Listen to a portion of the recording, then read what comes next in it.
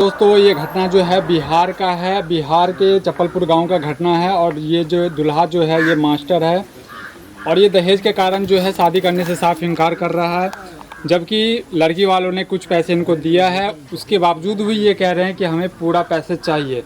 बारीकी से जो हम दूल्हा से पूछते हैं और उनके पिताजी ये यहाँ पे सामने खड़े हैं, तो मैं दूल्हे के पिताजी से पूछना चाहता हूँ कि आखिर इसका रीज़न क्या है और बारीकी से आप मुझे बताएं विस्तार से। जी बाबूजी बोलिए ना। हाँ बोलिए। बताइए, आप जो शादी करने से साफ इनकार कर रहे हैं दहेज के कारण, आखिर क्यों? देखिए शादी ब्याह वैसे नहीं होता है। हम अपने लड़का को पढ़ाने लिखाने में काफ़ी पैसा इन्वेस्ट किए हैं। ऐसे ही नहीं टीचर हो गया है।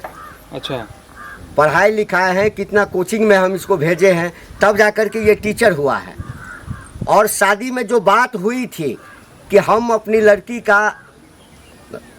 के शादी में आपको हम इतना दहेज देंगे, इतना पैसा देंगे, कुछ पैसा दिए और कुछ पैसा बाकी था। और अभी जो है सो उसमें से कुछ पैसा अभी दिया गया है, लगभग 50,000 के करीब है। हाँ 50,000 है। ये जेवर है और ये जेवर है जी।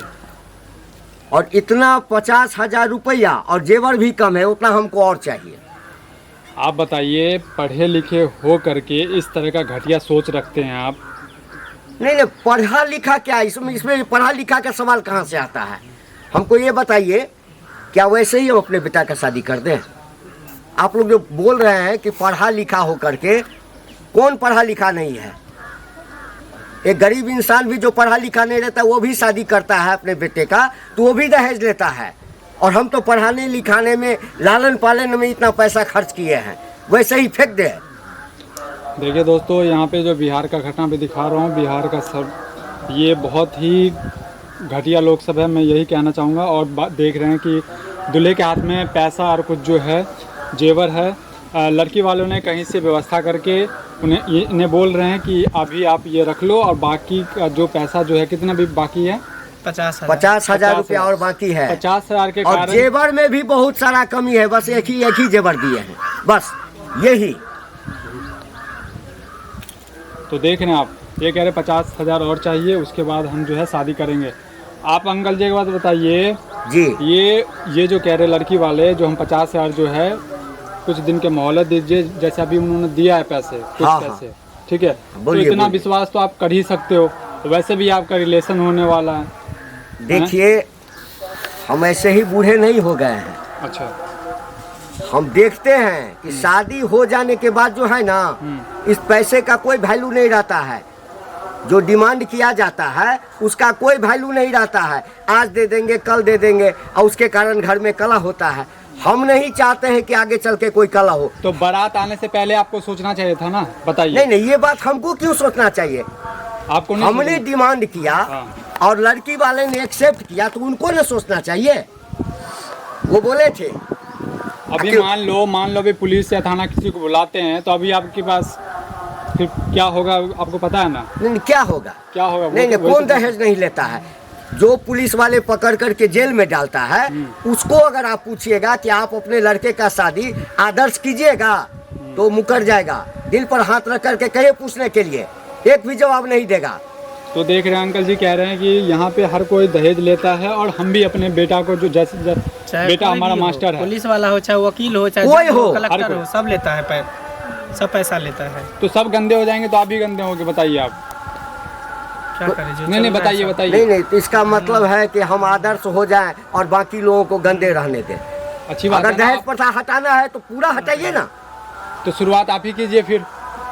हमारे सुधार करने से नहीं होगा। क्यों नहीं होगा? ये सरकार को चाहिए, ये सरकार को करना चाहिए। हाँ, तो सरकार है? वो कानून टाइट करे, सब नहीं लेगा, हम भी नहीं लेंगे। सरकार के नज़र में, सरकार ने तो कानून बना रखा है कि लेना और देना दोनों अपराध है। उसके बावजूद भी आप जो ले रहे हैं, अभी आपको पता है ना कि आपके बेटे का जो है नौकरी जा सकता है। टीचर में जो पढ़ाई जो कर रहा है, अभी पढ़ा जो रहा है, टीचर है ना आपका, नौकरी जा सकता है ना, पता है ना आपको? और उसके बावजूद भी क्या नौकरी जाएगा? 2 से 5 साल का जेल होगा। पैसे का जमाना है, सब पैसे का कमाल। मतलब आप आपके पास इतना पैसा है जो आप कानून को भी खरीद लोगे हैं? तब क्या, कुछ भी सब कुछ तो पैसे पर बिकता है। कानून नहीं हो, बिकता कोर्ट है, में कानून कचहरी भी हो, बिकता थाना है। हो, पुलिस सब कुछ तो पैसे पे है। देखिए बिहार का टीचर जो है इस तरह का जो है कानून के साथ में जो है खेल खेल रहा है। ये बहुत ही शर्मनाक जब तक बात पैसा है। नहीं मिलेगा शादी तय नहीं होगी। 50,000 के कारण आप अपनी भी इज्जत जो है बेच रहे हो। बाबा क्या बात कर रहे हैं भाई साहब आप लोग, हैं? इसमें इज्जत बेचने की क्या बात है? जो जितना आज के अरे समय, सर आप बताइए, आप बारात लेके आए हो ना आप, हाँ बारात लेके आए हैं। अभी आप लेके चले जाओगे हाँ, तो इज्जत किसकी जाएगी बताइए आप? किसकी जाएगी? आपकी नहीं लड़की जाएगी? वाले की जाएगी, और हमारी आपकी- क्यों जाएगी? आपकी नहीं जाएगी? नहीं, हमारी नहीं जाएगी इज्जत। हमारी क्यों जाएगा? हम फिर दूसरा शादी कर लेंगे। जो जितना समाज में दहेज लेता है, समाज में उसका उतना प्रतिष्ठा रहता है। मैं यही जानता हूँ। अच्छा, बस। जो जितना लेता है पैसा हाँ, उतना हाँ, ही उसका उतना नाम हाँ। चलता है। नाम चलता है। हाँ, घर घर चर्चा होता है टीचर कि होकर के इस तरह का बात आप कर रहे हैं? टीचर होकर के इस तरह का बात कर रहे हैं आप? तो क्या करें, हम थोड़ी कर रहे हैं, सब न कर रहे हैं, पूरा दुनिया कर रहा है। दोस्तों इस वीडियो को अधिक से अधिक फैलाइए और नीतीश जी के पास में पहुंचाइए, जो वहाँ पे राजगद्दी में बैठे हुए हैं और भाषण पे भाषण दे रहे हैं।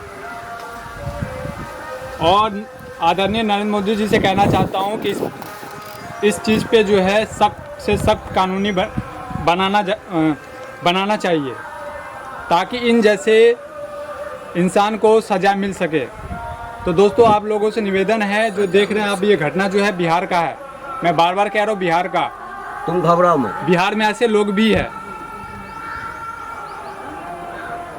और ये बिहार नहीं देश राज्य हमारा हर कुछ बदनाम हो रहा है ये दहेज के कारण। वो मास्टर, ये टीचर है ये दोस्तों।